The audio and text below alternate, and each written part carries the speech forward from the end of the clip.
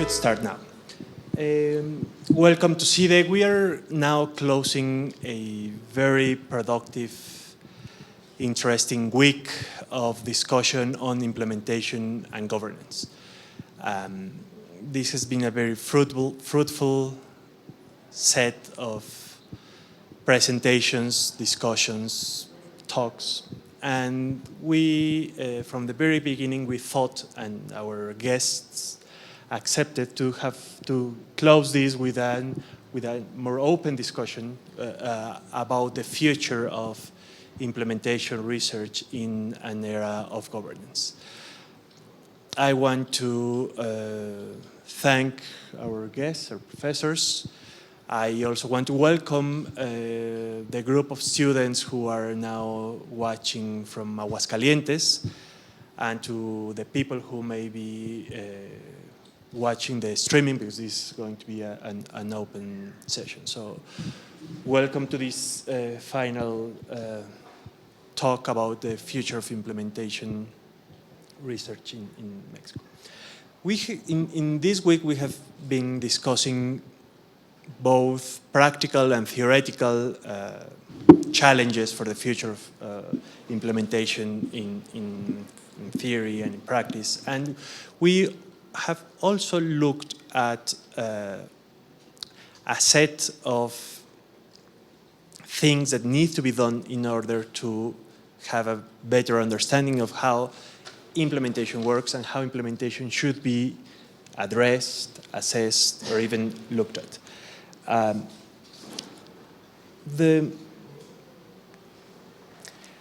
But probably the best way to start this conversation would be to have some kind of wrap-up about what we have achieved and what is still to be achieved in terms of understanding implementation research, let me insist, in an era of governance. Probably this that may sound as, probably at the beginning we thought that it was just a fancy way of saying this is still relevant. What we learned this week is that thinking implementation as in a time of governance means understanding the logic of implementation in a completely different way, and also means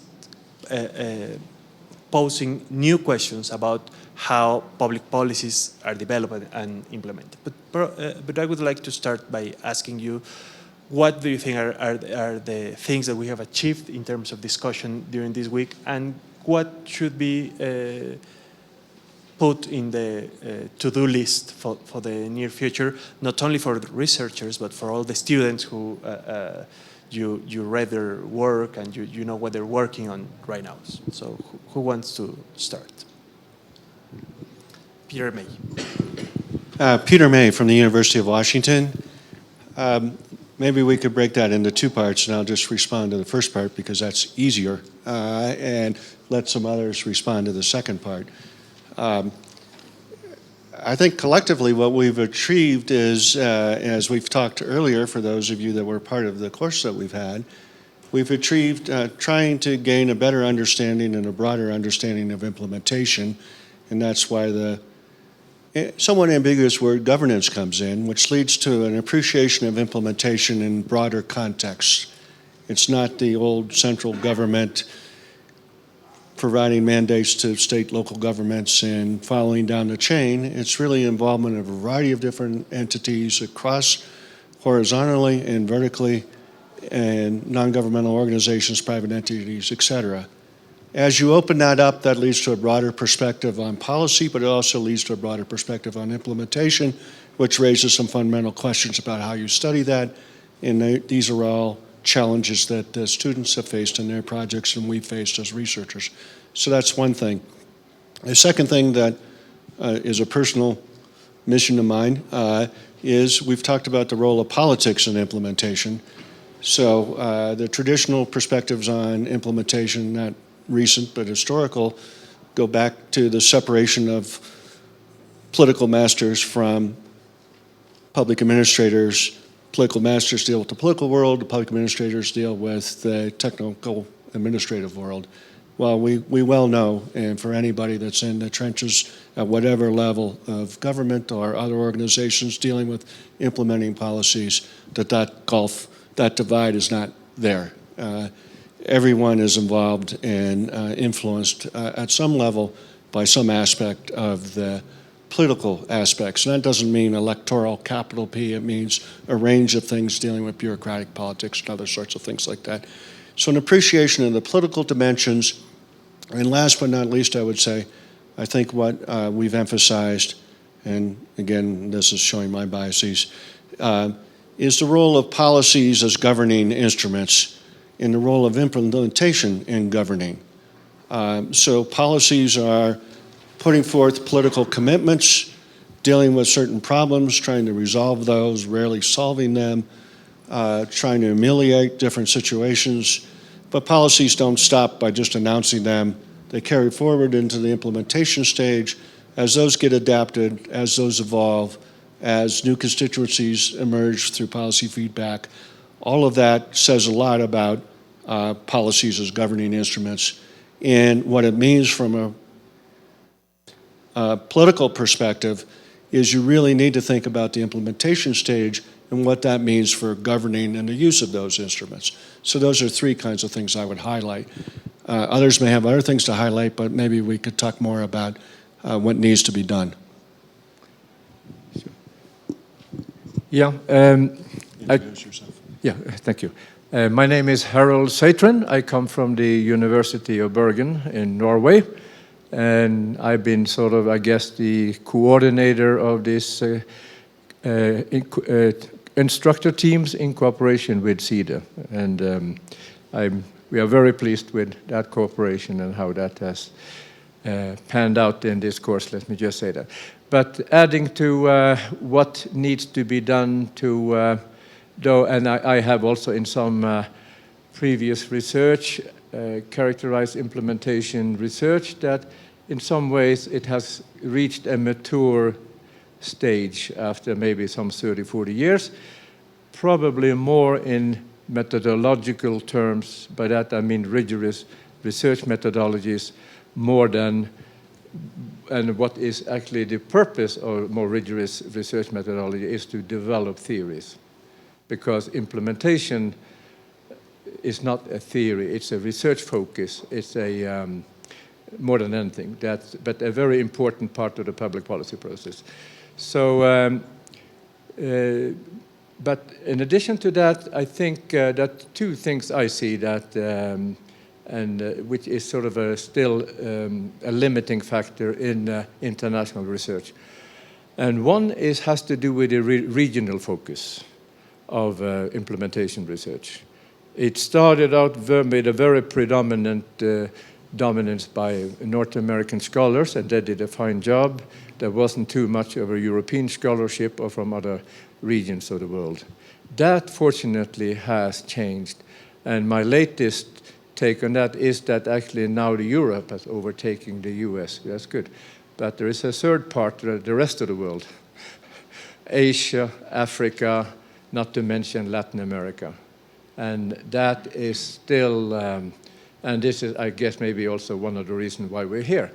So I'm just saying that not only by Latin American scholars, I think also by European and North American scholars, is to pay more attention to what's going on in Mexico or other Africa or maybe even Asia for that matter. So, and why? Because if you want to develop a theory about implementation, you can't develop a theory just by looking at one part of the world. We know context matter, and many of us seen this very clearly, even when you go from one country to another. So context matters. That means we need to broaden the regional research focus. And this last thing, which is also a challenge, is what is called this multiple level approach. Some of us are working very much on street level bureaucracy research, and that's important. That's where the policy is being shaped in the meeting with the clients, with the target groups. That's important, but there are many layers above the street level bureaucrats. And so linking, and my ambition has been to try to link some of these layers, which is easier said and done, actually. So, so I'm just saying that we need both these continued research programs on like street-level bureaucracy, which I think is one of the best one that has really contributed with a lot of knowledge. But we mustn't forget there are some other parts of the policy implementation, the managers, the more macro institutional institutions that you may not see so much within a country, but definitely varies between countries and so forth. Peter, I think I will pass the microphone on to you. Pass the baton. Yeah. Thank you very much. My name is Peter Hooper. I'm from Erasmus University in Rotterdam. And I have become very aware these days, being here, that my country has less inhabitants than Mexico City. So it makes me very humble. That having said, I think I have three possible answers, in addition to what my colleagues have said already, to Professor Segoudo's question. What do we have achieved? First, I would say the meaning of language. If there is one insight that could be seen as an achievement of implementation research, and perhaps also a little bit of this week, is the insight that language is very important. Words. We all use words daily, and we think that we use the same. When, for instance, we use the word implementation, we think we have the same meaning of that word. But in fact, we hardly have. The same goes for networks, for innovation, for transparency, for accountability. At the same time, these words are very important in the political discourse. So it would mean that we should really always try to specify what we are talking about. That would be my first answer to the question of Professor Segoudo. What have we learned? We have learned how important words are in studying implementation. My second answer would be, following up on this first point, studying public policy on paper is not the same as studying public policy in practice. It's a very obvious statement, I know.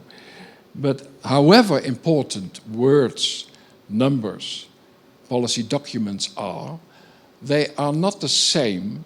They do not coincide with what is happening at the ground floor of government. So it means that in many cases, dependent on your research question, of course, you have to study both the world of talk and the world of action. Third and final answer to Professor Segoudo's question, I think it's very worthwhile to observe that we know now more and more about what is happening at the street level, and especially Søren Winter, sitting next to me, has done wonderful work in studying that street level. And there is an inclination to say, well, it all depends on what individual street-level bureaucrats are doing, how they deal with discretion and so on. At the same time, there is, Harald, you said it already, there is something like context. There is something like power relations or institutional settings.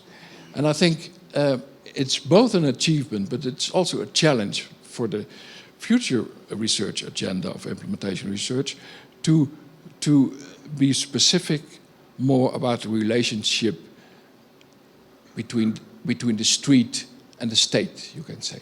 How to pull street-level bureaucracy research back into the whole context, the bigger picture. And I know, I'm sure that Søren Winter will go on talking about structure versus agency in this respect, perhaps.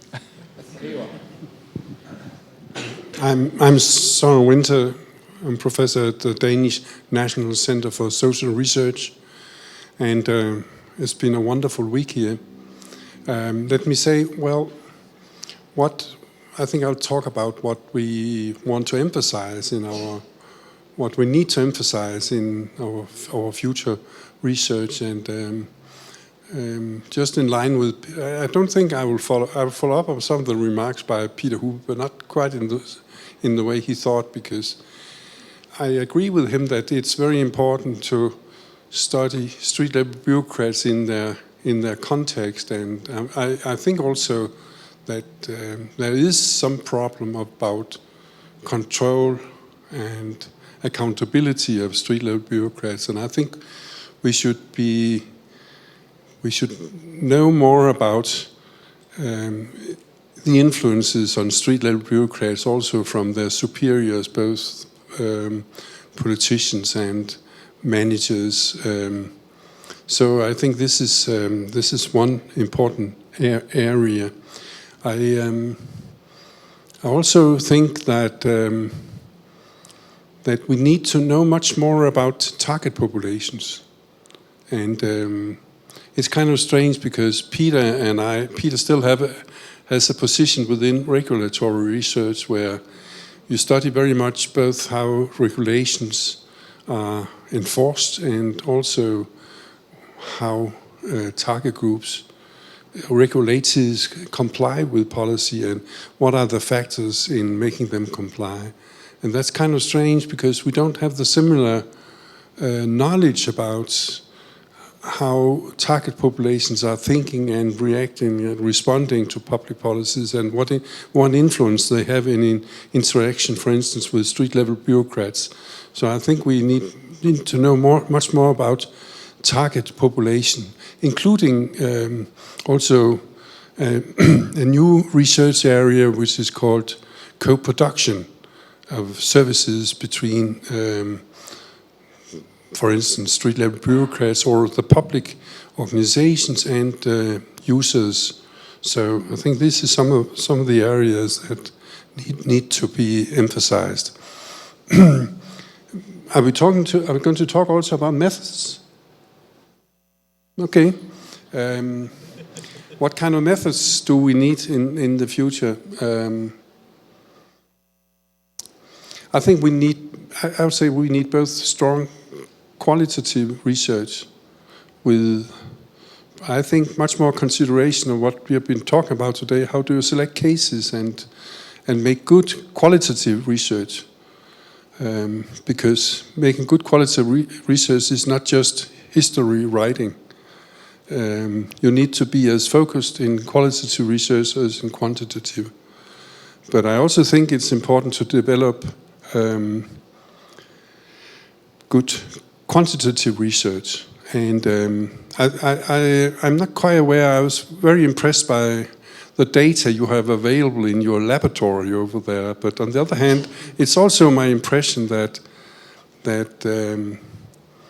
I think in Denmark we have an advantage. We probably have the best administrative registers in the world, so we almost know everything about each citizen in the country.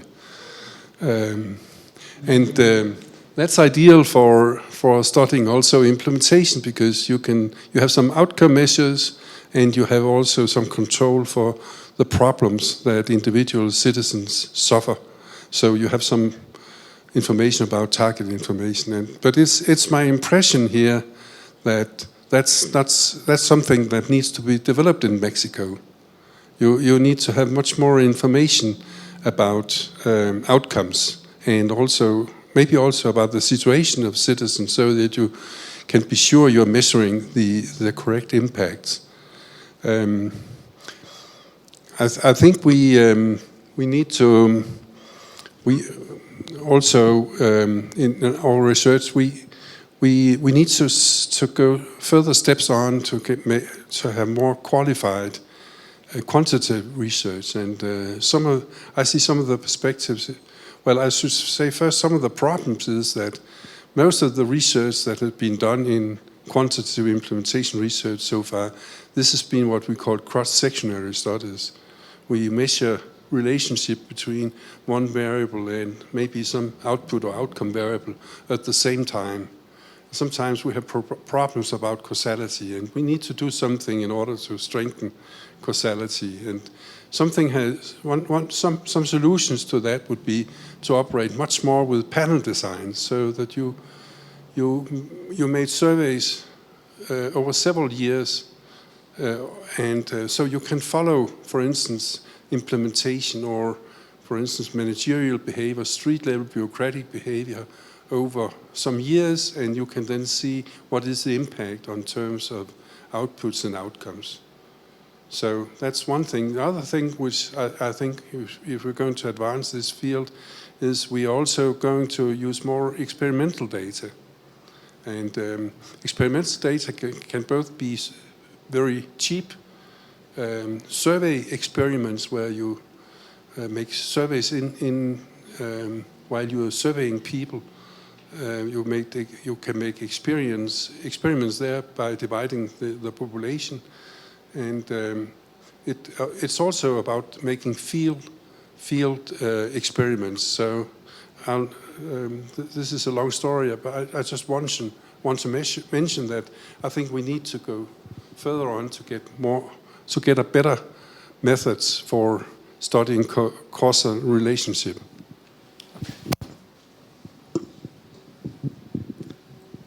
Thank you very much. Let me follow up on a comment Professor Satrin made, and let me link it with something that occurred during all this week, which was that together with the presentations from our guests, there were presentations from the students and young professors who were taking part of this course. So we forced our guests to read and learn about policy implementation in developing countries, not only Mexico, but implementation research is one of the fields of study where context is more often mentioned and as an important factor. You cannot say anything about the implementation of any specific policy unless you understand the context. That's an obvious thing to say, but it's something that is constantly repeated. At the same time, one of the things that we learned this week is that for implementation research to move forward, we need more comparisons across cases, across countries. We have very interesting examples of comparisons of the same policy in 3 different countries, or the implementation of the same policy through different agencies or different policy regimes. What's your take from, after reading all these papers from our students, young professors, on policy implementation in developing countries, in which obviously it's again an obvious thing to say, but context is different. But there are specific things that are peculiarly different, like the administrative capacities that sometimes it's taken for granted, and then in some cases they show up as the key, as a factor that has a strong explanatory power. What's the potential future research that you think would be interesting to bridge implementation of policies in developing countries with the type of research you have been doing in developed countries? Who wants to start? I can respond. Yeah, I think that's a very good questions, and I think I mentioned it during the course too. Actually, I have a doctoral student from Ghana who is about to finish his PhD dissertation, and that's about policy implementation of healthcare reform in northern Ghana. And he's comparing two hospitals, one private and one public, and 2 clinics. And this is interesting for several reasons. First, because in Ghana they have public-private partnerships in the delivery, but where the private hospitals and clinics needs to go through an accreditation process that the public one doesn't, and so on. But what I see there is and I've been reading this the last few weeks. We're getting close now for him submitting. I'm astounded by some of the observations I see between these, not just sort of in the national context, but actually also between different, or the public and the private organization in the same region and the same area deal with the same clientele. And so you're right about context, but this is, context can be micro context, it can be sort of broader institutional context, but what we are talking about here is the broader national sort of cultural context. And I'm not an expert on this by any means, but so I rely more on others, but it seems to me in many of these observations of policy challenges, and I think there may be some other ones that we don't see so much in our part of the world because we take them for granted. And that has to do with mature, well-established institutions. That has to do with accountability. It has to do with a lot of things that you associate under the umbrella of good governance, that the IBM and World Bank have been promoting since the... So it strikes me at times when I'm reading these accounts, is this primarily an implementation problem, or is this a reflection of a wider political problem that is really embedded in the institutions and the cultures? So otherwise, I think Professor Winter's analytical framework that have sort of 5 or 6 clusters of variables is very useful. But that framework, and as much as I like it, doesn't say anything about macro-institutional factors. Why? Because I think like 90% of implementation research is done within a single country, which means there is no comparison with other countries. And so I've been chiding Søren about that because he has socioeconomic context, yes, but there is something else there too that varies. So absolutely, there needs to be much more focus. I've seen now Asia is coming very strongly in the implementation literature the last few years. I'm seeing a little bit positive developments in Latin America, but Latin America is about on the same as Africa, and yeah. So I think there. So what should I say? I think there are some unique challenges, I think, to some parts of the third world that are different from our part of the world. And that's why I think it's, again, important not to generalize too much from the European, North American experience. But let's have a scholar from another continent here, North America. Yeah. Who is the Yeah. Prygelknabel here? I will not make any claims about American exceptionalism. If it is, it will be negative. A lot of that exceptionalism is going away, and just watch the presidential election underway. Just a couple of quick comments building on what Professor Satrin said and some of what you implied. I would say a few things in terms of reading the papers and what I learned from those, and my limited time in trying to come up to speed on some major reforms in Mexico. I was struck in many ways by how some of the problems and some of the policy reforms weren't that different than what you see in a lot of other countries. Issues around healthcare, issues around education, issues around environment. Perhaps unique in Mexico is the major security issues, personal security issues that are different than what we face in the United States in terms of hypersensitivity to terrorism, homegrown and external. So in that sense, there aren't that many differences. When it comes to the policy reforms, of course, the particulars of the design of the reforms vary. So in a sense, from a broader policy perspective, there aren't huge differences. Yeah, the particulars are different, but, so really what comes down to differences, is the challenges of implementation that are brought about by context, but more, less, country context, and more in terms of different administrative styles, different administrative histories, different administrative cultures, Something I don't appreciate and don't understand as well is the role historically of patronage, corruption, and things like that, which come back to the variables that we label accountability and authority. So these are matters of degrees, and I think we've identified those, but certainly as people, myself coming from the outside, don't appreciate sufficiently, and they're hard to study. One other point I would make, we too simplistically say, well, cross-national studies, we need more comparisons. What we forget is how much variation there is within large countries like Mexico. And there's a lot that can be done in studying the variation in Mexico across the states and across municipalities and intergovernmentally there. I came to appreciate that more with some of the projects that people were doing here, that were looking at some key comparisons across different states in Mexico and other sorts of things like that. So we shouldn't forget that. One of the things you learn in the United States is there's huge variation across the United States and across states and across municipalities. There's huge differences in culture.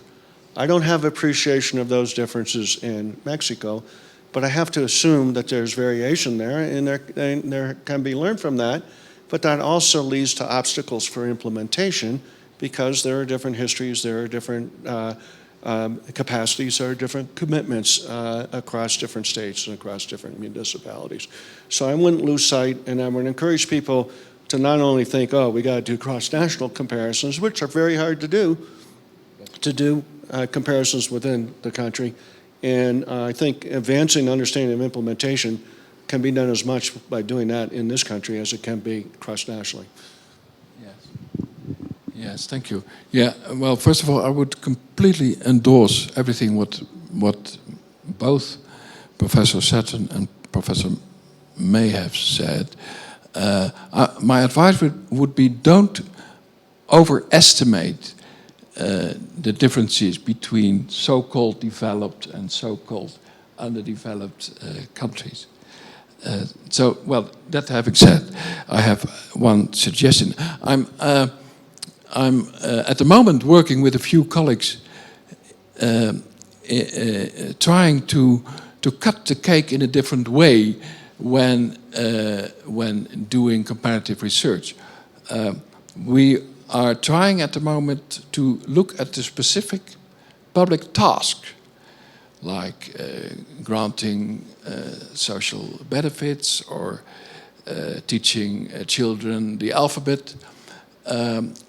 It would be a way, it's still very explorative, you can say. It would be a way to, as I say, to cut the cake in a comparative sense by focusing immediately on the street level and then encountering all kinds of institutional differences. The question then would be, how is that specific public task being fulfilled in different institutional settings? But I'll keep you posted about.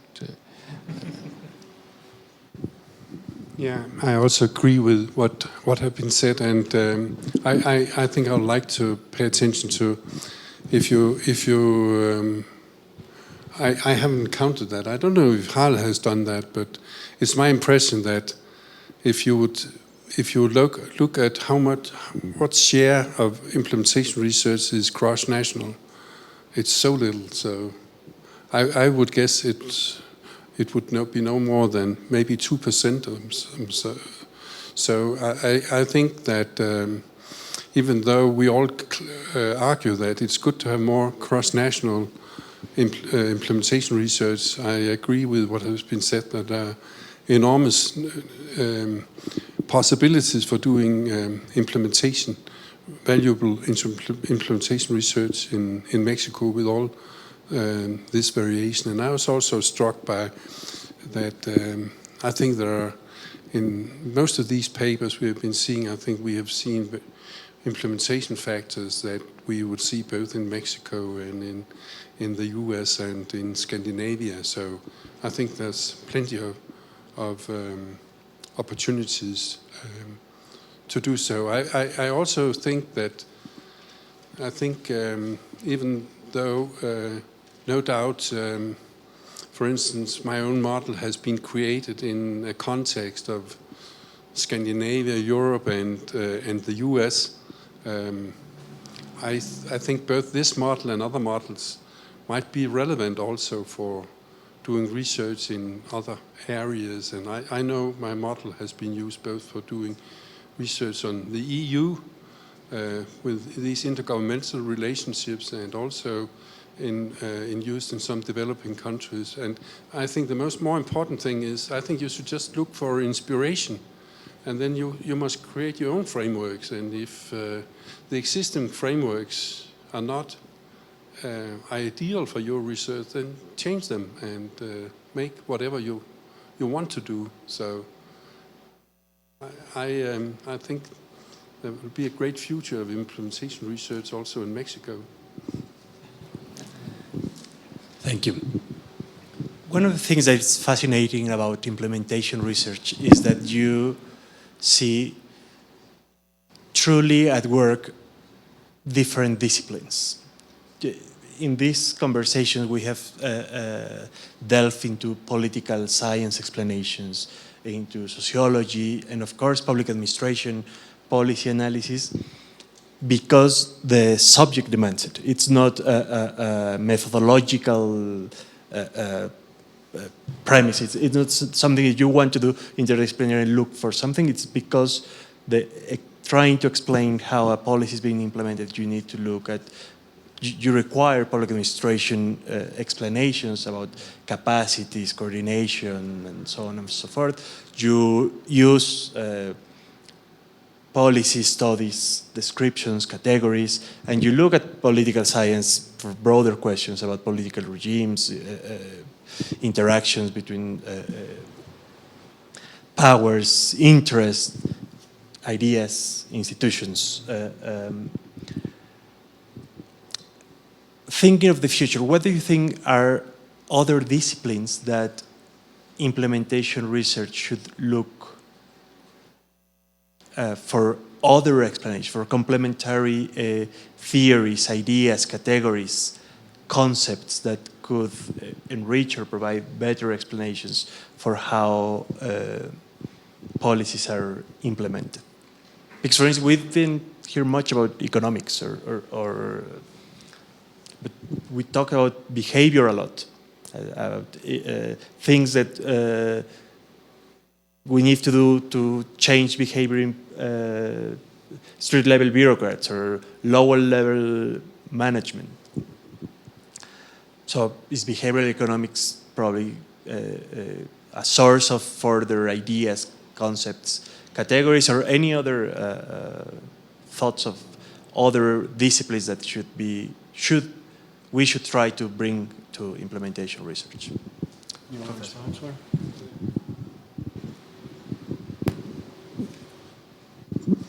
Well, first of all, I think there's pretty much common ground among, for instance, political scientists and public policy and public administration scholars who are doing that kind of research. Maybe Peter has a more nuanced view of that in a US setting, but I think we're pretty much a common community of researchers doing that kind of research. In terms of inspiration from other parts, first of all, I should go back to that because even though I come from an institute which is cross-disciplinary, I think you should be very aware of what you're doing when you're doing research. So I would say, well, if you're doing research, writing an article for a good international journal, I would say in most cases stick with your own theory and your own professional background. And I think I've seen many articles failing because they try to be cross-disciplinary. But that's not the same thing as of course we can get inspiration from other areas when we're doing research, and economists have been doing a lot on that, and have given some inspiration, not least about economic incentives and what you could call extrinsic motivation and things like that. But I think also, especially in relation to some of the things you talked about the role of managers and so on, I think we should learn more for people who are working with social psychology in developing these things, especially if you want more about the mechanisms, what are bringing about when a principal is, for instance, is successful in affecting a teacher, what is he doing? And you know, concepts like self-efficacy and trust and other things which have been more developed within social psychology. I think we could learn something from that area as well. In one of my last articles, which I think is on the reading list of this course, implementing the third generation research paradigm in implementation research, I actually also looked at what kind of, within core journals though, core journals means public policy, public administration, management, and also political science. And there are some interesting development I've seen there over the last 20, 30 years. One is actually, which surprised me, policy implementation research had never really a stronghold in political science. If I look at I'm talking in terms of journals in which these articles are published, I can probably count on one hand less the number of articles published in the American Political Science Review. And it's very early. It probably has something to do with it. But public is much more into public policy. But even that is moving over the last 10, 20 years more and more towards journal in public policy, no, public administration and public management. Is that good or that bad? I'm not sure. I think it's a pity that political scientists almost gave up on it before they started. Why do I say that? Because I think theorizing out policy implementation cannot be detached from theorizing about the political administrative system works. And political scientists have a special obligation and dedication towards understanding how the political system works. And by that I include the administrative system.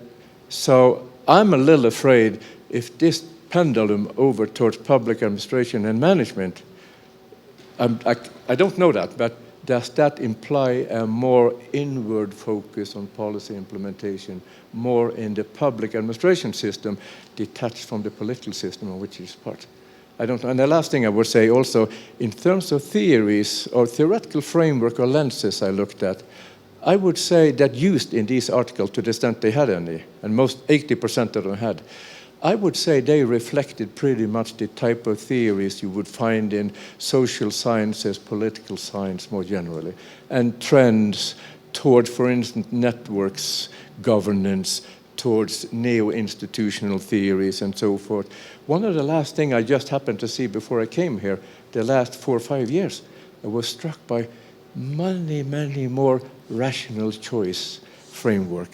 And I'm not necessarily saying that, but though I don't believe in absolute rational choice by any means, but that seems now to be coming on strongly. So, yeah.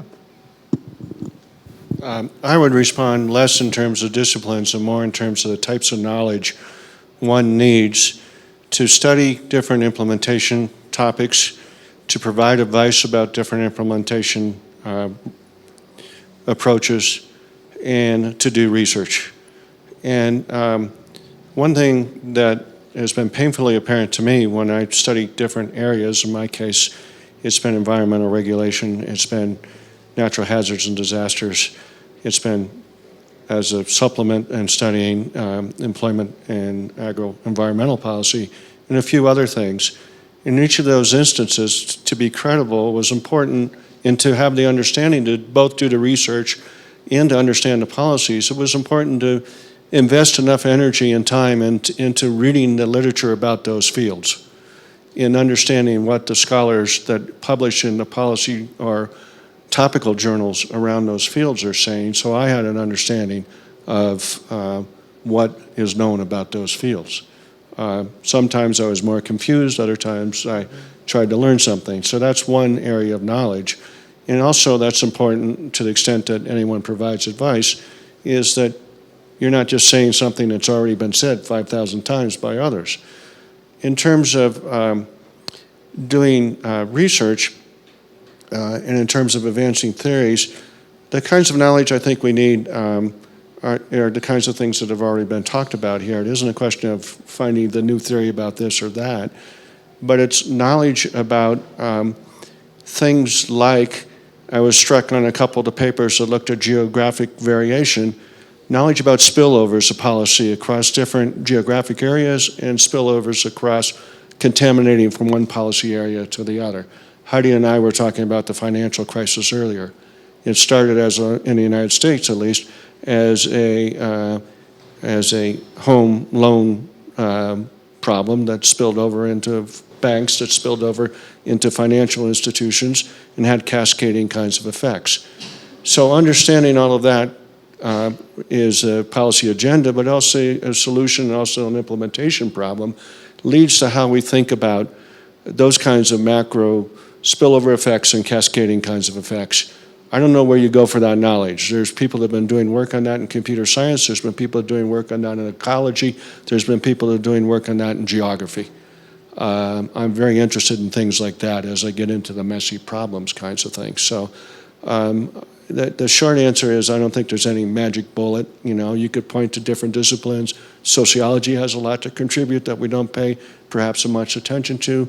Cultural anthropology, a number of other areas, but geography. So, Professor Hooper. Just a quick compliment to what has been said already. I mean, there are a few facts. It is a fact that we have many neighboring disciplines, and it is very tempting to look over the fence. But even when you look within one discipline, you have all kinds of almost gated communities. We don't talk much to people from the other community. So my advice would be make connections as much as you can, in a sense, as much as you need it, starting with your own research question. What is needed to know from other disciplines, other scholarly themes, in order to get your research on track? So make connections, I would say, but research project driven. Thank you. Let me ask a final question before giving the microphone to the audience. By the way, if someone from Aguascalientes wants to ask a question, probably Professor Mesa could send them to Professor Dussache and he could ask them. And it's now a question more about the practice of implementation and specifically about how should we be teaching implementation from what we have learned from comparisons, from deep case studies, to policymakers. Because now we have talked about, we have this group of young scholars who now understand and have new questions and research strategies. But what about policymakers? How should we be teaching them about policy implementation so that when they make policy or they face or managers that will face the challenge of implementing a policy are in a better position to carry out their tasks? I'm sure we all have different ideas about that, and clearly that's very different than what our comfort zone in talking about research is evident from the discussion so far. And it does raise some interesting questions, and it's a very important question. I start from the objective should not be to turn policymakers or public managers into implementation researchers. So 90% of what we've done in this course would largely be irrelevant in terms of the details about implementation research. So you turn that around and say, what do policymakers need to know about implementation? What do managers need to know about implementation? Then that leads to a set of answers about how you can approach that. And as we've made clear, there's no magic bullet in terms of a checklist of here's your handbook to give you and a pocket manual that you can open as you pilot the new program and check off with your co-pilots how things are going or not going. That doesn't exist.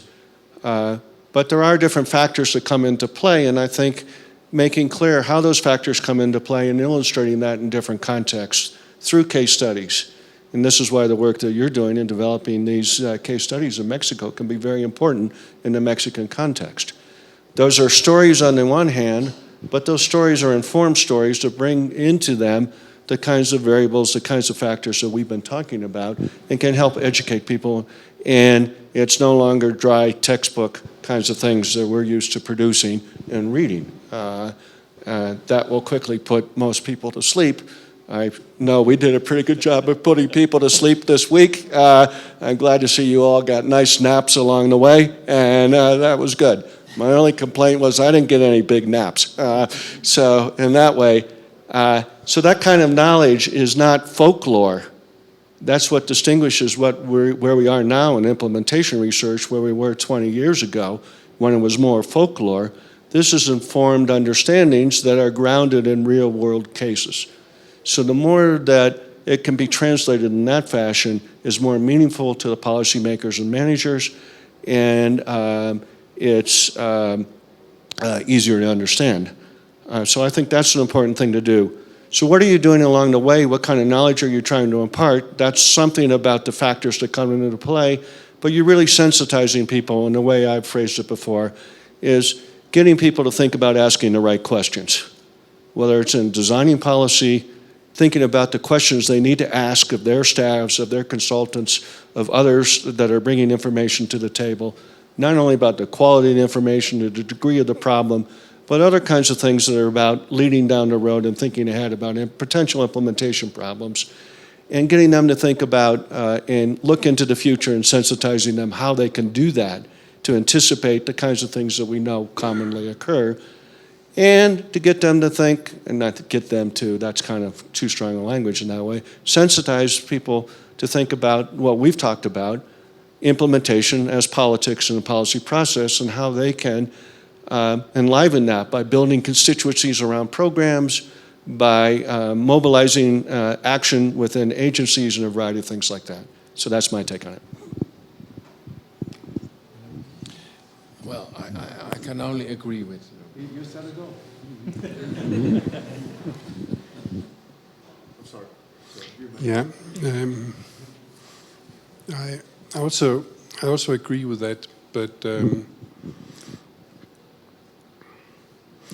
it's kind of strange because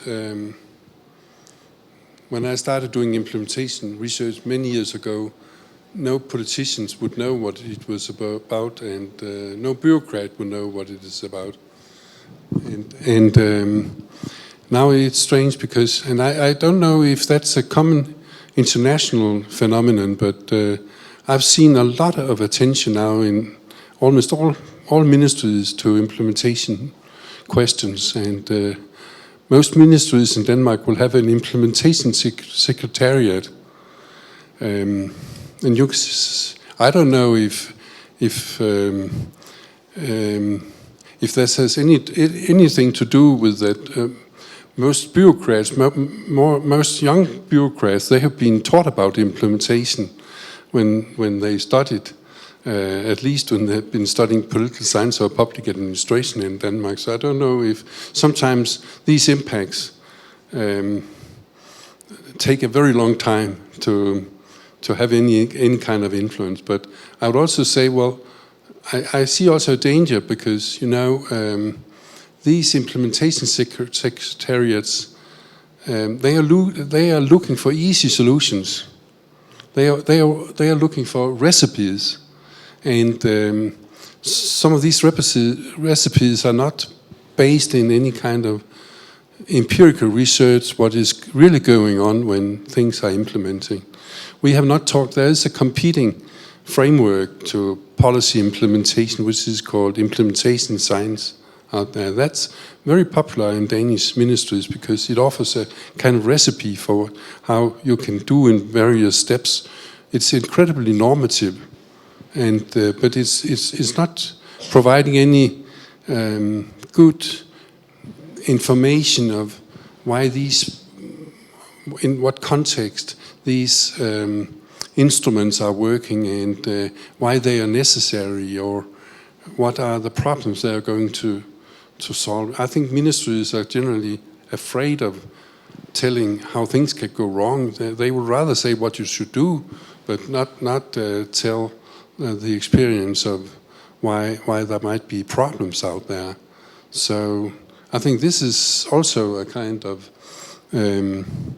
challenge that you should try to give better advice than and better advice, not just being too prescriptive in offering simple recipes for implementing things. Thank you. But let me tell you, Professor, that Mexico is not an exception to this trend of politicians suddenly looking at implementation and using at least the word. The Mexican, I don't know if it's good, but the Mexican president actually, in his second State of the Union address, he said, okay, now we have reformed the Constitution, and now we have all the telecommunication reform, education reform, health reform, and so energy reform. So now we just have to implement it. So it's, and the rest is implementation. Yeah. So if you agree, now we will open the floor for short questions.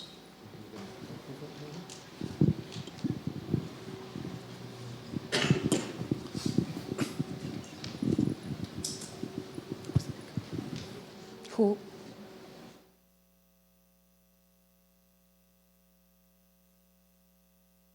Jorge. Well, this is a question for Professor Harold. You said that sometimes implementation problems may be mixed with policy problems, with political problems. So my question is, for example, Professor Peter may give us some framework to a little bit analyze politics of politics and another guide and some guides to do this analysis. So my question is, how can we distinguish how these relations, these mixed, how can we say in our research, when are we facing an implementation problem and when are we facing a political problem? It is possible to distinguish, or it will be better to see that sometimes there are together, we have to analyze both.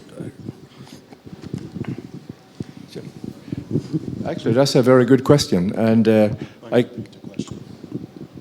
it's a question of whether implementation problems could be a reflection, I think, of wider problems, for instance, political problems, political systems, because that's what I was saying, I guess, earlier. And one article, well, yeah, I'm not sure whether the one we wrote with von Kopanolle is on the reading list or not, but no. But anyway, this was a study where this came up actually with a Belgian colleague who participated in a workshop with Peter and me in Europe a few years ago, 2010, I think. And he was really struggling with this because he was studying the implementation of a voucher program for social services.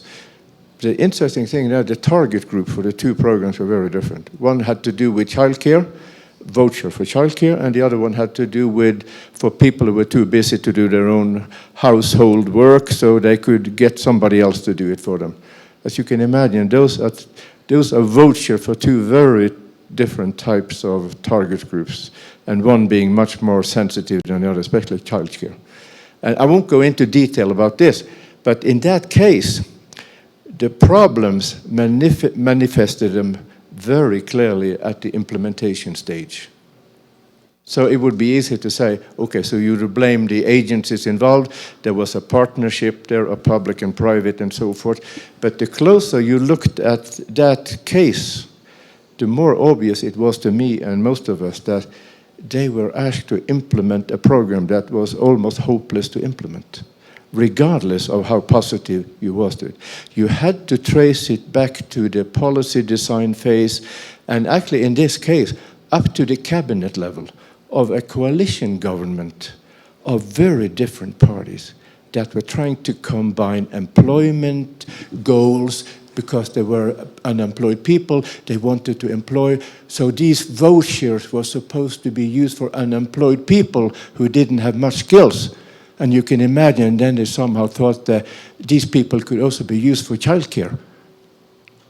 I mean, anybody in his right mind would understand this didn't work.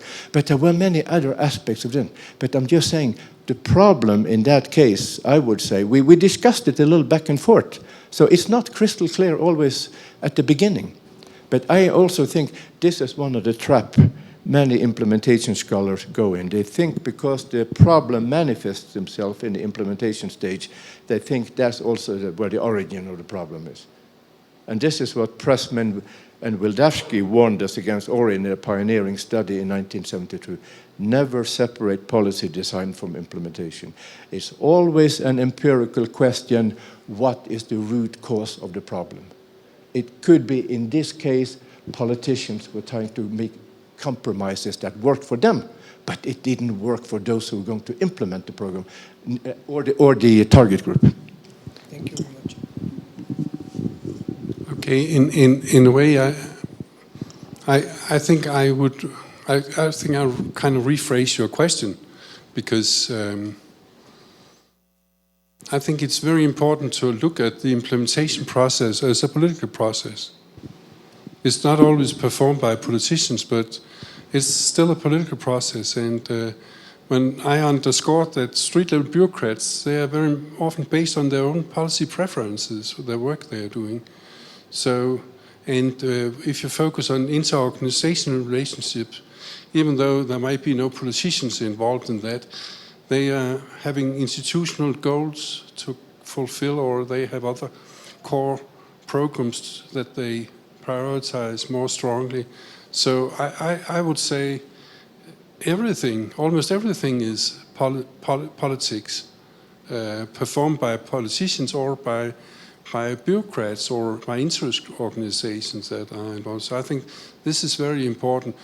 Maybe I should make one modification of that, saying, well, if I should focus on some of the most important variables in implementation research, it would be the policy preferences of the actors, and it would be the capacity. And so almost everything is politics. But then, of course, you could have some questions about what is the responsibility for implementation. Can you divide the responsibility between politicians and bureaucrats and other kinds of street-level bureaucrats and so on? That's another question, which Harald already has addressed.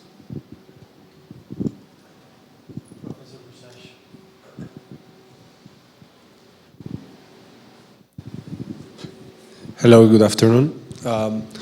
I was wondering if you could tell us a bit more about the topic that was discussed in this week, but very briefly, and that seems to be sometimes missing, which is the topic of leadership and policy implementation. Main implementation discussions are mainly framed within the public policy field, sometimes political science, but you could argue this is the point where public management and public policy are speaking to each other. Nonetheless, I don't think that happens in research, particularly in terms of leadership. So if you could give us some thoughts about the role of leadership in policy implementation. Yeah. Others here can comment on their research on that topic. I can comment it from a logic or framework perspective, one of the things that I've emphasized in talking about policy implementation is the role of commitment, both at various levels. Political commitment, if you're in a multi-level kind of policy where it's handed down from federation to states, the governors and their staffs, commitments of ministry officials, commitments of city officials, municipal officials, and often, particularly in developing countries or lesser developed countries is a better way to put that, the implementation problems are seen as problems of capacity, and it's all about capacity building. And we can say a lot more about that. And not to deny that, but as I've said, as it speaks to implementation problems, also come down to commitment problems. And this is exacerbated when funds are handed down from above or when consultants are brought in and other sorts of things like that. So the importance of leadership at various levels is to build that commitment from my perspective. And this is important for the topic that I talked about that I'm particularly interested in, policy regimes. You need to mobilize attention to problems. You need to reinforce what the purpose of a policy is, what the core ideas are, what it is about, and you need to incentivize, persuade others that this is worth doing. So to me, those are all parts of leadership. They're all parts of political communication. They are not static activities. They are ongoing kinds of things that unless that is done, it just becomes passing the policy and seeing how the chips fall. This is active intervention to keep things going. That's my take on the role of leadership, and that's what I see as key components of leadership. Yeah, I think it's a very good question, Mauritius, because I've been reflecting on that too, and I think there are some biases in some of the disciplines involved in policy implementation research. And I'm consider myself as much a political scientist as a public administration scholar, and my mentor Johan Olsson was part of inventing the neo-institutional approach. And I think among political scientists there is a certain dislike for individual agency kind of explanations, because we are almost trained to think it's the agency structure. You know, we think more in terms of structures are important, and structure sort of affects individuals. Organization theory is a little bit of the same, even though leadership is part of organization theory. But I must say also, from where I come from, Bergen, you know, there is that, I recognize that. There is that bias, and at the same time, I've seen it in my own research, maybe like you in your article on civil service reforms in Mexico, when you are trying to explain major radical change. I really think this is where, whether you call it institutional fixer, like Bardock does, or John Kingdom talking about policy entrepreneurs, I think, and Peter, what he says, then you need, because the institutional explanation is about the path dependency. Things will continue to be like it's always been. So it's hard to explain change with a theory that puts so much emphasis on continuity. I think recent effort in the historical institutional approach has been to try to integrate the human agency element in it that you are mentioning. And to me, this is more deficient, maybe a little bit more on the macro level. You know, Søren here has been looking at managers, and I think quite a few now in the down in the policy implementation change. So I don't think it's totally not there, but I think you're right. That's maybe one area where, on the other hand, we have leadership research for a good 100 years. I hate to say it, I've been teaching in that stuff to some extent. It has produced endless, as you know, sort of approaches, and whether you would call it theory, but it's been so fashion-driven, and it's hard to see what has really come out of it. But I'm not too concerned about leadership theory or literature per se. I'm trying to see how it fits into the policy implementation. That's how I look at it. Anybody else here? Okay, I think I agree with both Peter and Harald about what they have been saying, and I'm not quite sure when you talk about leadership, Mauricio, if you talk about high-level leadership or you talk about lower-level leadership, and there may be a difference, because I think when you're at the lower level, I think it's very important to study leadership, and that's what I've tried to do for the last 5 years and so on. I also think that we actually have found some interesting research findings from that area. I think it's, in a way, it's getting more complicated, because I agree with Peter May's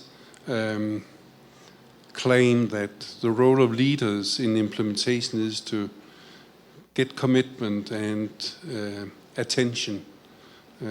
That's the role of leaders. But you know, I think we're not been very good in conceptualizing leadership in implementation research, and I think there's a heavy American bias in that,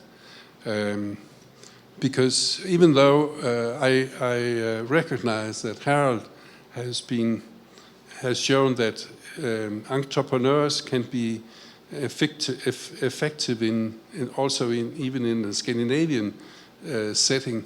I think the conceptualizing both in Jean Bardach's original theory about fixers and also in John Kingdon's book about the policy streams, about the role of an entrepreneur, or did he talk about fixer or both? So I think this is very American, because you have this check and balances system where individuals can much easier play a role, whereas in many European countries, and I don't know how this situation is in Mexico, the main role is played by the political parties and the ministries, and you have to conceptualize leadership in another way in these countries than is done in much of the American research. Thanks.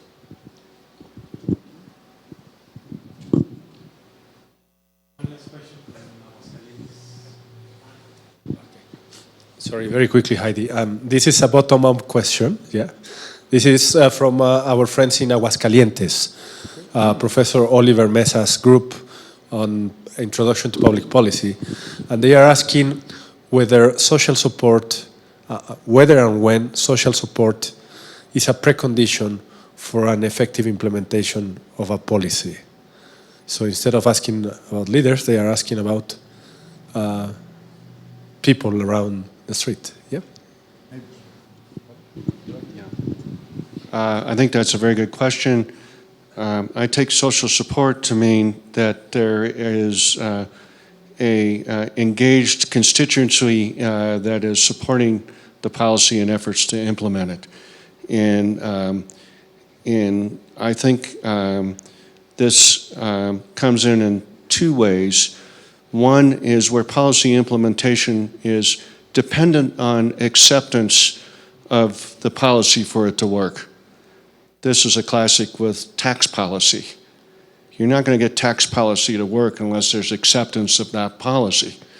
You're going to get token compliance, you're going to get people not complying, you get avoidance, you get principal disagreement, things like that. A lot of transportation, daily kinds of things. You institute new reforms in terms of license plates for pollution in Mexico City, unless people agree that that's important to do and it's something that they're willing to do, it's not going to work. Otherwise, they're going to go out and buy second cars and things like that. So that's where that kind of social acceptance is important, almost by definition. You're not going to have implementation of a lot of policies that require actions or behaviors on the parts of citizens, regulated entities, or others that are basically, in essence, voluntary acceptance that they're willing to go along with that. You can't have a coercive state to bring those policies into effect. The other place where it's really important to have that kind of constituency support, and one thing that's important for managers and for politicians, is to help mobilize those constituencies in support of policies, particularly as it relates to policy reforms, is to overcome objections to policies. If there are objections to the policy and there are politicians or others that are trying to dismantle the policy, you need some energy, you need some resources to draw on in terms of political resources, in terms of others that can come and speak up and say, hey, this is a good thing. We like this. We benefited from this. We like this education reform. We like this healthcare reform. And otherwise, the negative voices are going to outweigh the positive voices. So that kind of constituency is very important. So in essence, I'm talking about legitimacy of policy and ultimately durability of policy. Both of those are based very much on social acceptance and on viable communities and constituencies in that way.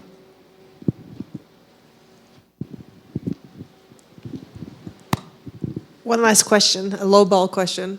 What about an idea of a book, methodological book on, since implementation is not a theory per se, but a lot of conceptual part of the policy process, what about a guide for students thinking about writing and using a methodological guide of implementation policy, how we can utilize that as a useful source for understanding how these methods can be implemented? Has considerations of or an idea?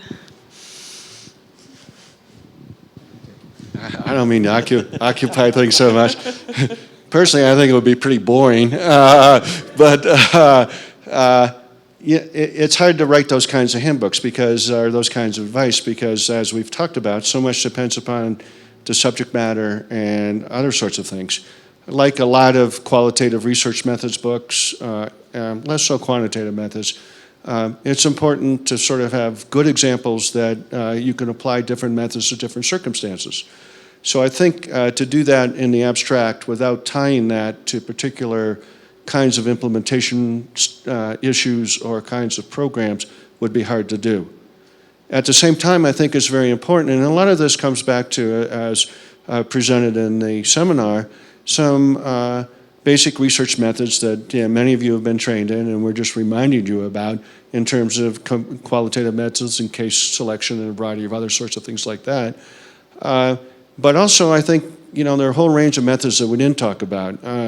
We need to recognize that survey research is not going to be a very effective method in the future as there's more resistance to that, as there's more difficulties with that. We need to put more emphasis on new ways of collecting that kinds of information through the so-called big data kinds of approaches, through observational approaches, through all those other kinds of things. So I think that, there's room for something like that. I don't think it would necessarily be specific to implementation. It could relate to implementation, but I think just in the abstract to have a methods book without really grounding in really good examples to tie that to would be hard to do. Not very effective, I guess is a better way to put that. Yes, well, I agree with you, Peter, that it would be nice perhaps, Heidi, to get a kind of edited volume with all kinds of nice studies and then with some good chapters discussing the methodological aspects. That would be nice, yes. Actually, there is at least one book that is very close to what you are talking about, which is a classic, and that is Robert Yin's on the case study. Specific case studies. Because it exemplifies, it gives, it's from the Cuban Missile Crisis, and it also is very hands-on about various, maybe mostly towards a qualitative approach, but I found that, I used that for many years with my students because it's very operational. Well, thank you very much. When Professor Dussac some months ago told us, Professor Pardo and myself, about a course in Paris that sounds very interesting, and we should look at the materials of what the professors talk. And then he said, why don't we ask them if they want to come to Mexico? And we said, well, this is a long shot, but let's let Professor Dusage to do it and write to them and get disappointed. But suddenly, somehow he convinced you. And we were really happy to know about that. And we are now thrilled to know that it was possible and that it worked so well. That the idea of bringing experts on policy implementation together with doctoral students, young researchers, to talk about cases, to talk about methodology, and to discuss general ideas, frameworks about implementation is a fruitful enterprise. So we really want to thank you for coming. It's been truly a privilege to discuss with you these topics, and both for us who have used your texts in the classroom or have read you and even quoted you extensively, but I'm sure that also for those students who, for them, it was probably their first approach to your work or to the logic of implementation research. I think that we can only be happy and thankful for the course. I hope that you get something from us and from CIDE, and of course from our city in this visit. We really look forward for future interactions. I'm sure that this first contact will be a very good excuse to keep on keep in touch and to know what you're doing and to tell you what our students and professors are doing in the future. So thank you very much. Thank you all for coming this afternoon. And now let's go and celebrate with some wine in the next room. And thank you for the people in Aguascalientes. You won't get wine, but thank you anyway.